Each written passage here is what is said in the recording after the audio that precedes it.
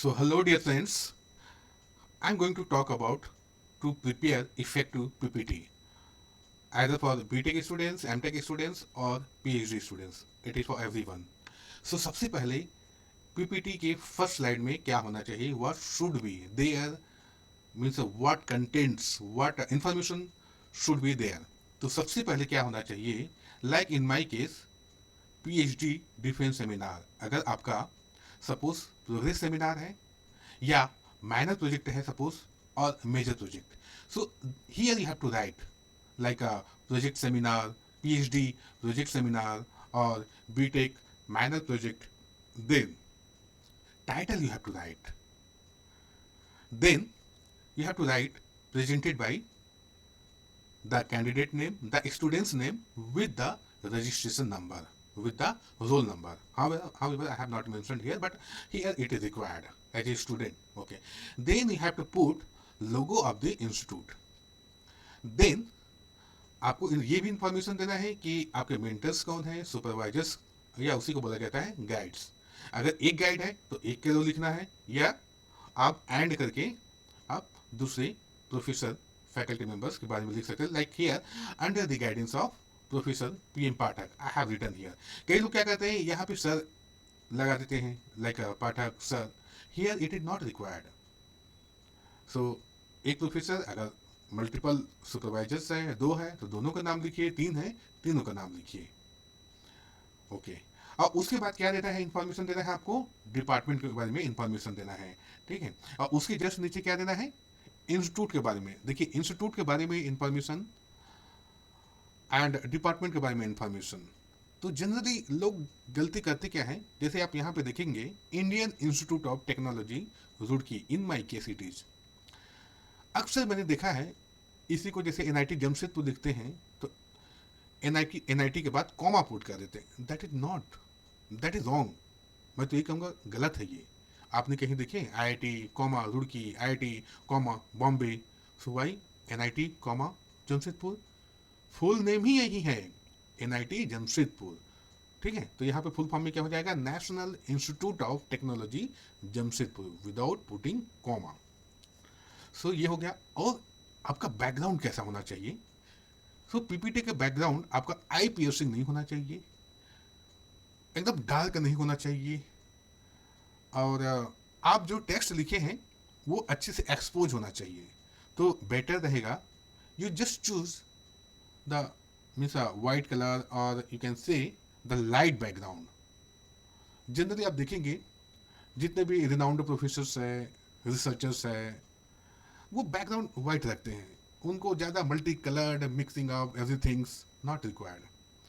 ठीक है. अगर आपका कंटेंट्स अच्छा है तो और सबकी जरूरत ही नहीं है. लोग क्या करते हैं, पीपीटी को एकदम सजा देते हैं, कलर्स से सजा देंगे ताकि ध्यान इसी पे जाए, लेकिन ऐसा नहीं होता. What you are going to deliver and what are the contents there in the PPT, it matters. Okay. लेकिन उसके पहले आपका प्रेजेंटेशन पीपीटी का कैसा है, एक वेल मैनर में है या नहीं है. लाइक अक्सर स्टूडेंट्स गलती करते हैं कि कौन सा कैपिटल्स होना चाहिए, कौन सा स्मॉल होना चाहिए. तो आप देख सकते हैं पीएचडी, तो इसमें आप देख सकते हैं in all my sentences the first word, sorry first letter of the word. आप नीचे एग्जांपल देखिए, जैसे स्ट्रैटेजीज. ठीक है. एस मैंने कैपिटल रखा, एफ मैंने स्मॉल रखा, सी मैंने कैपिटल रखा कंट्रोल में, ऑफ में ओ स्मॉल रखा, मल्टीपल में एम कैपिटल रखा, और एंड में ए स्मॉल रखा. कुछ तो लॉजिक होगा. लॉजिक ये है, prepositions you can say connecting words should be in small letter, all letters should be in small. ठीक है. तो आप देख सकते हैं strategies for control, these are the prepositions for, of, and. That's why ये आपको all letters are in small letters. Okay. And और भी कुछ कॉमन मिस्टेक्स बताऊंगा. जैसे मैं कहूँ तो मेरी ट्रेनिंग तो इस इन दिस रिगार्डिंग अच्छी हुई थी when I was doing MTech at IIT Bombay. तो एक कम्युनिकेशन स्किल का कोर्स हुआ करता था जिसमें 50% वेटेज रिटन टेस्ट होता था, 50% डिपार्टमेंटल प्रेजेंटेशन हुआ करता था. So through out the semester minimum 3 presentations were required and 2 renowned faculties used to sit and evaluate कि आप पीपीटी कैसे बनाते हैं, प्रेजेंट कैसे करते हैं लोगों के सामने. तो वही सिखाया जाता था. लेकिन मैंने देखा कि अक्सर यही गलतियां स्टूडेंट्स करते हैं, चाहे बीटेक के स्टूडेंट्स हो, एमटेक के स्टूडेंट्स हो या पीएचडी स्टूडेंट्स हो. तो इसी के बारे में I just wanted to make aware. And जो कॉमन मिस्टेक्स जैसे बताऊंगा, जैसे आप इस पीपीटी में देखेंगे तो ये भी एक तरीका है PhD second semester progress seminar. क्योंकि फर्स्ट सेमेस्टर सेकंड सेमेस्टर के बाद जस्ट कोर्स वर्क कंप्लीट हुआ है और रिसर्च का टाइटल या broad area you can say not defined. So that's why यहाँ पे टाइटल नहीं लिखा गया है. तो आप ऐसा भी कर सकते हैं अगर आप इनिशियल स्टेज में हैं, फर्स्ट सेमेस्टर में, सेकंड सेमेस्टर में हैं. But after that title is required. Remember your broad area, like in my case like a space robot, तो dynamic a control of space robot, dynamics and a control of space robot. आप देखें पिछला title देखें वो ज़्यादा specified है, लेकिन initially the broad area. Okay, and then name you have to write full name. ये तो आपको बता ही दिया हूँ. देखिए द मिस्टेक का मैं स्टूडेंट का नाम रिवील नहीं करना चाहता, दैट्स वाई ये नाम यहाँ से हटा दिया है. लेकिन ये प्रेजेंटेशन में 3-4 days before the presentation of PhD student progress seminar I found this. आप you can see here he is a student of mechanical engineering department, but see what he has written here, department of electrical engineering. तो इसका मतलब ये simply copy paste कहीं से किया है. ठीक है, तो ये ध्यान रखने वाली बात है. ओके और इसके बाद एक और सैंपल देखते हैं. जैसे ये हो गया, ठीक है. ये भी ठीक है. लाइक इंस्टीट्यूट का नाम ऊपर ही लिख दिए, national institute of technology Jamshedpur. देखिए यहाँ पे कॉमन ही है, that's good. And department of mechanical engineering and then semester progress seminar on. Here title is given. Okay and here एक चीज मिसिंग है, semester progress seminar which semester. Obviously ये advance level का है तो third, fourth, fifth it is required. Okay and here there is a logo and left side the students information, right side the mentors information. तो ये भी एक अच्छा तरीका है. अब बात करते हैं कंटेंट्स. सो कंटेंट्स में आपके वो सारी चीज हो जाना चाहिए. It should include all those things what you are going to deliver, on which topic you are going to detail, you are going to present. Okay so in this case सबसे पहले क्या है, आपको इंट्रोडक्शन देना, और सबसे last में क्या है आपका, ये आपका रेफरेंसेस है. बट इन बिटवीन इंट्रोडक्शन है तो लिटरेचर सर्वे. ठीक है, कि आप कुछ भी प्रेजेंट कर रहे हैं तो उसका supporting data, supporting literature you have to show. Then your what you are going to do, what research you are going to do, what project you are going to do and why you are going to do. और कोई means is it already happened or you are going to just means research क्या होता है, एक incremental होता है या एक फंडामेंटल होता है. तो फंडामेंटल रिसर्च करना तो रियली ये प्राउड वाली बात है, जैसे Newton's second law basic. But incremental generally कुछ एग्जिस्टिंग है उसमें हम कुछ नया करना चाहते हैं, लाइक या तो कॉस्ट डिक्रीज करें या एफिशिएंसी बढ़ाएं. तो इसी टाइप का. तो ये through the literature one can find what are the gaps in between, कि और क्या, what are the possibilities to find out. okay then objective of your project proposed work, कि objective आपका clear होना चाहिए. and what are the methodologies, ठीक है, what are the ways to means उसको complete करने के लिए क्या क्या तरीके हैं, what are the ways to execute the project, the task. okay then result and a discussion, then conclusions, then future work. ठीक है, कि इसके बाद आप क्या करने वाले हैं, and time line of research ये मैटर करता है. आपने जो किए आपको कितना टाइम लगा, या आपका मतलब means you have to give the schedule. It may take 3 years 4 years, accordingly you have to plan. Then suppose you have publications, so give information and references of your presentation. Okay, so these are the basic information. So ये जो data है आप किस level में हैं, BTech students है तो उसके according and what you have done, तो उस हिसाब से इसमें से कुछ डेटा आप डिलीट कर सकते हैं, ठीक है, जो आपके पास अभी नहीं है, ठीक है। हाँ, अगर एडवांस लेवल में है तो ये सारी चीज इंक्लूड करना पड़ेगा। This is just for sample reference, okay. और स्टूडेंट्स क्या गलतियां करते हैं, लाइक हियर, अब देखिए यहाँ पे इंट्रोडक्शन, ये इंट्रोडक्शन यहाँ से स्टार्ट हुआ, फिर आप उसी को रिपीट कर रहे हैं, same the topic is going to be repeated. Then क्या करना है, यहाँ पे या तो 3 डॉट्स लगा दें या यहाँ पे कंटिन्यूट कर दें, सामने वाले को समझ में आ जाएगा कि सेम टॉपिक का डिस्कशन हो रहा है। एंड ये जो फिगर आप देखिए नीचे क्या होना चाहिए, labelling you have to give, figure का नाम क्या है, and source you have to put here, कि इसका मतलब क्या होगा कि इसको आपने डेवलप किया, तो ये इंफॉर्मेशन होनी चाहिए कि ये कहाँ से लिया गया, ठीक है। And what is the title, okay. And during your presentation you have to cite it, ऐसा नहीं कि आपने फिगर जस्ट शो कर दी है, while presentation you have to cite, you have to talk about this figure and you have to give, you have to relate with your text, means suppose here robot type, तो इसके बारे में आपको connect करना है, बात करना है, okay.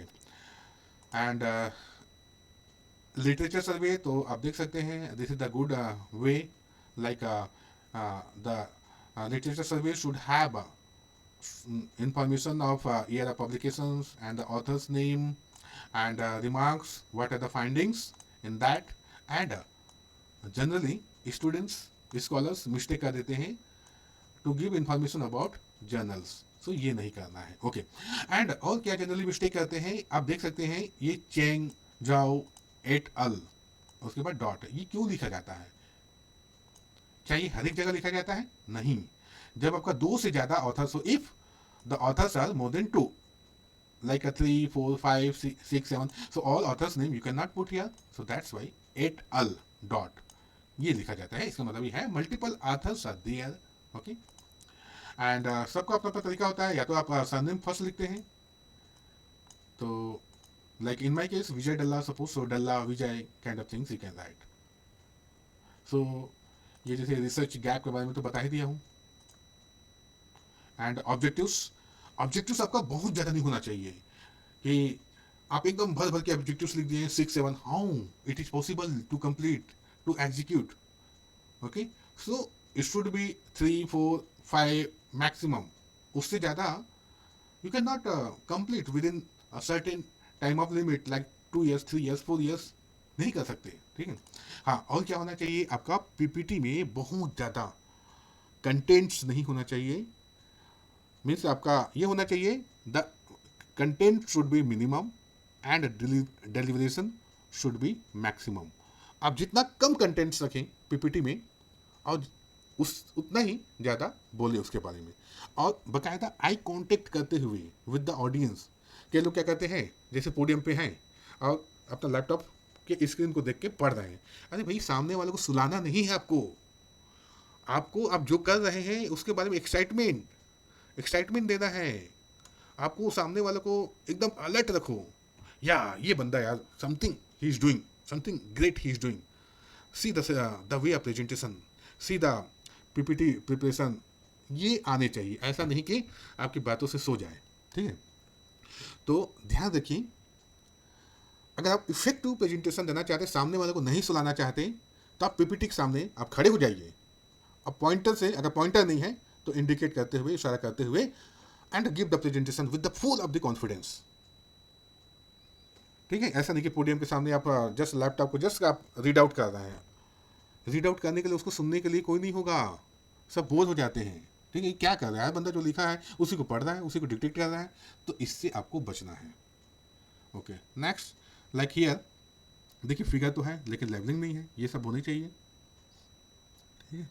And suppose equations are there, तो नंबर्स शुड बी देयर, ताकि आपका नेक्स्ट स्लाइड में अगर कहीं किसी को पूछना रहे, नोट डाउन करना रहे, तो कैसे नोट डाउन करेगा, ओके। हाँ, और एक चीज़ और मिसिंग है इस पीपीटी में, आप देख सकते हैं स्लाइड नंबर नहीं है, ठीक है. Suppose evaluators are there, reviewers are there, and they want to note some remarks. How they will remember?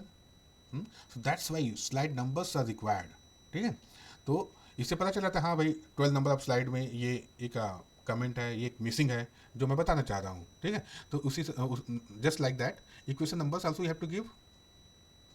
अगर इक्वेशन नंबर नहीं देंगे तो चलो स्लाइड नंबर से one can catch. Okay. And these are the informations. और क्या करना है, सपोज आप रिजल्ट एंड डिस्कशन के बारे में बात कर रहे हैं, कोई फिगर के बारे में बता रहे हैं, और फिगर में जो भी आप कर्व के बारे में बता रहे हैं, तो क्या चेंजेस हो रहा है, शार्प चेंजेस हो रहा है. तो जनरली क्या कहते हैं, ये ऐसा होने से ऐसा हुआ, लेकिन क्यों भाई, क्यों हुआ, वो भी आपको बताना है. And you have to proof. ठीक है. डेटा के साथ आपको प्रूफ करना है, जस्टिफाई करना है in the way of scientific way. You have to justify why it is happening. बारिश हो रही है तो क्यों हो रही है भाई. इसके पहले मौसम कैसा हो गया था, बहुत ज़्यादा ह्यूमिडिटी, तो उसकी वजह से लगता है बारिश होगी. ठीक है. तो हर एक के पीछे एक रीज़न है, ऐसा नहीं कि बारिश हुआ क्यों हुआ. ठीक है.